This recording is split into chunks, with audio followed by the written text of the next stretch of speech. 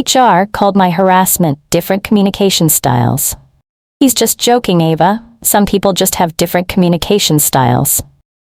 For months, I was the one holding our biggest accounts together, while my supervisor, Blake, sent me messages at 2 a.m. I quietly managed the data analysis and high-pressure client relations that generated millions in revenue, all while he disguised inappropriate comments as work feedback. When I finally showed HR the midnight texts and the invitations to discuss my performance over drinks, they didn't even read the screen. Denise, the HR manager, sighed like I was wasting her time and told me to be less sensitive.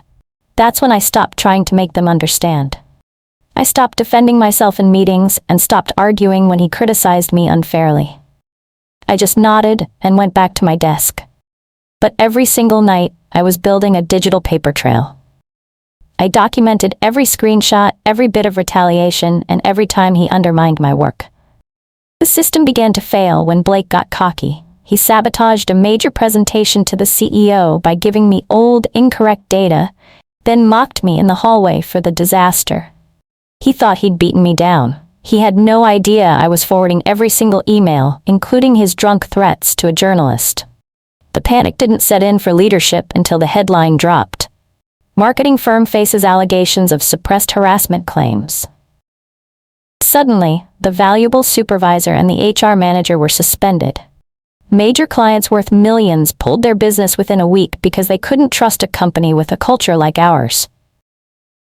I walked into the board of directors meeting, not with tears, but with a spreadsheet.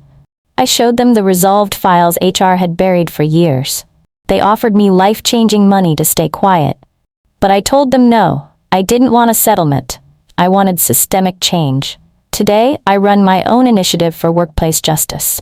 If you feel invisible or silenced at work, remember, your value isn't defined by their refusal to see it. Sometimes, the only way to be heard is to let the evidence speak for itself. Subscribe for more stories like this.